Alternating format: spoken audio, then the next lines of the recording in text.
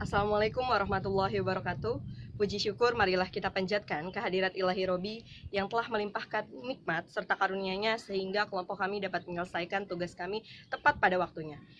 Di sini kelompok kami mendapatkan tugas membuat sebuah video presentasi hasil dari PowerPoint yang telah kami buat. Di sini kami dari kelompok 3 tentang periklanan, kami akan membahas mengenai apa sih pengaruh iklan untuk suatu brand dan apa sih ciri-ciri media yang digunakan untuk suatu periklanan. Nanti akan dibahas oleh pemateri-pemateri atau rekan-rekan nanti yang akan menjelaskan tentang materi kami.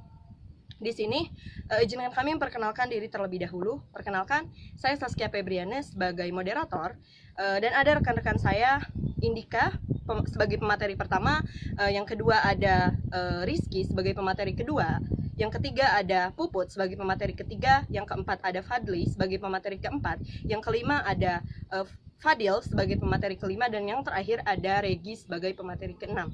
Langsung saja, setelah ini akan dibahas materi-materinya oleh pemateri-pemateri dari kelompok kami.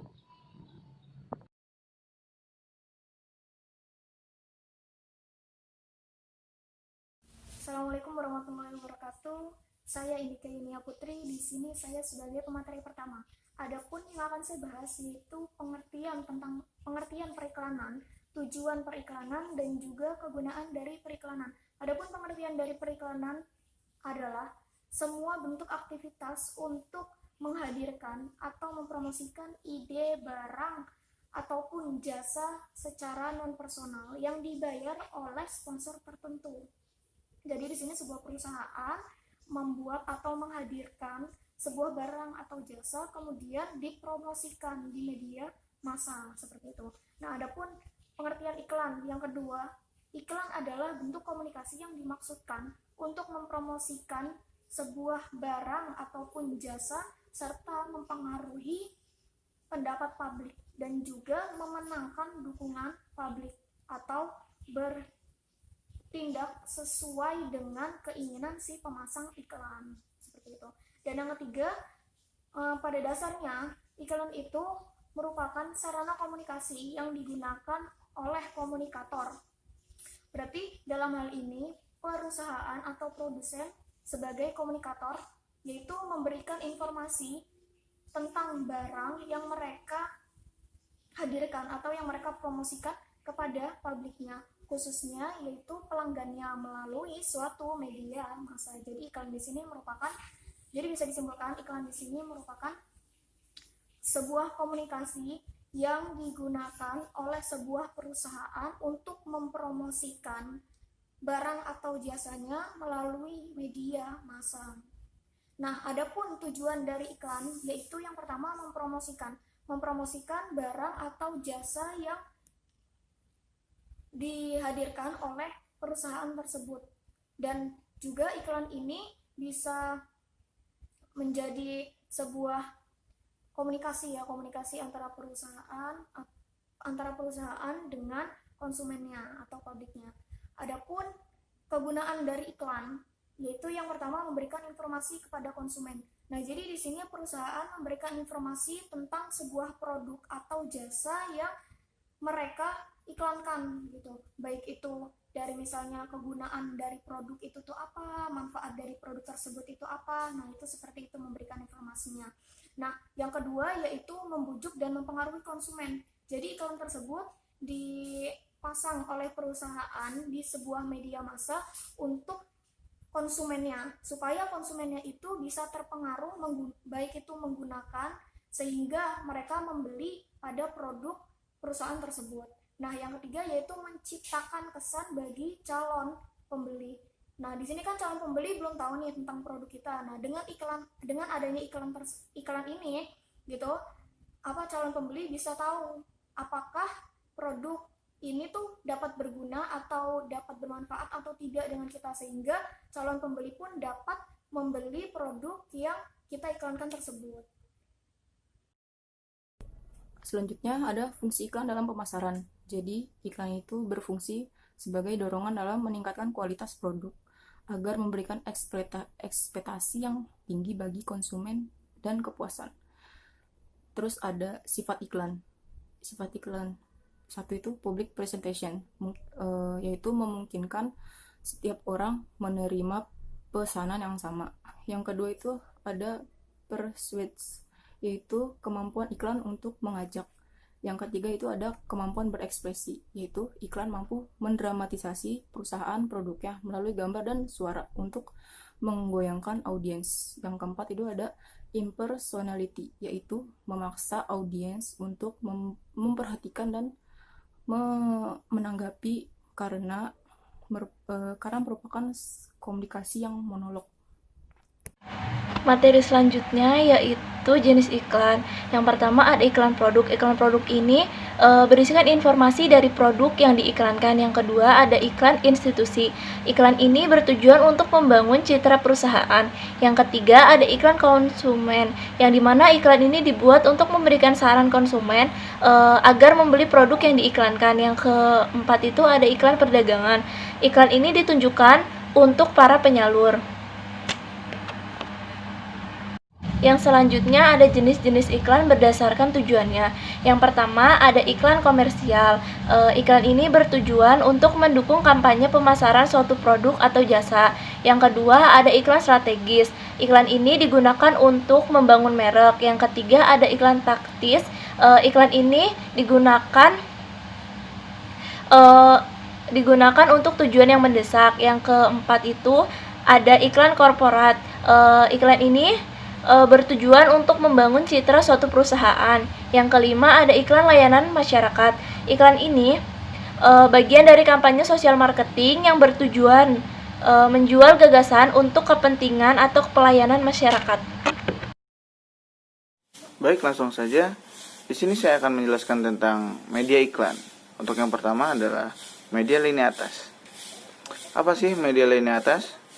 Nah, di sini adalah media lini atas adalah jenis iklan yang publikasi atau pemasangannya mengharuskan adanya pembayaran atau komisi kepada biro iklan. Contoh iklan media lini atas dimuat dalam berbagai media, yaitu media elektronik, media cetak, serta media luar ruang. Nah, yang kedua adalah media lini bawah. Media lini bawah atau below the line. Kalau misalkan media lini atas kan above the line. Kalau media lini bawah adalah below the line. Nah, apa sih media lini bawah ini? Nah, below the line juga berarti sebagai aktivitas marketing atau promosi yang dilakukan pada tingkat retail atau konsumen.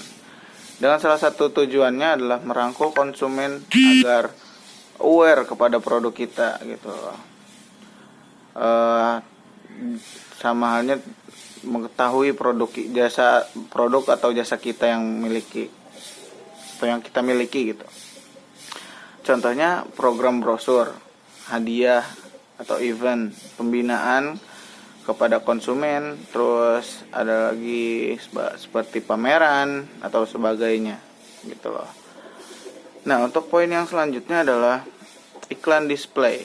Nah, apa yang dimaksud dengan iklan display itu adalah iklan yang menampilkan iklan produk yang menggunakan gambar. Nah, gambar yang dapat menarik perhatian khalayak sehingga tertarik untuk mengetahui produk tersebut. Itu adalah produk display yang umumnya menggunakan ilustrasi, judul iklan, ruang kosong, dan piranti-piranti visual lainnya sebagai tambahan bagi materi tulisan. Nah, itu adalah sebagian rangkuman penjelasan dari saya tentang media iklan. Contoh iklan berdasarkan penggunaan media: 1. Iklan cetak seperti koran. 2. Iklan elektronik seperti iklan yang ada di TV. 3. Iklan internet seperti iklan yang ada di HP, di laptop. 4. Iklan luar ruangan seperti iklan-iklan yang ada di luar ruangan. Penjelasan tentang kriteria iklan dan batasan iklan. Yang pertama, saya akan menjelaskan tentang kriteria iklan. Itu ada beberapa hal yang tercangkup dalam kriteria iklan. Yang pertama yaitu attention, ia mengandung daya tarik. Yang berikutnya interest, mengandung perhatian dan minat. Yang ketiga itu desire, memunculkan keinginan untuk mencoba atau memiliki produk tersebut. Yang berikutnya conviction, menimbulkan keyakinan terhadap produk tersebut. Dan berikutnya dedication, ia menghasilkan kepuasan terhadap produk tersebut. Yang terakhir itu action, mengarah tindakan untuk membeli produk tersebut. Nah, berikutnya yaitu batasan iklan. Di sini ada 4 batasan iklan. Yang pertama, penyajian gagasan terhadap barang, yaitu suatu bentuk iklan yang ditampilkan berdasarkan konsep produknya.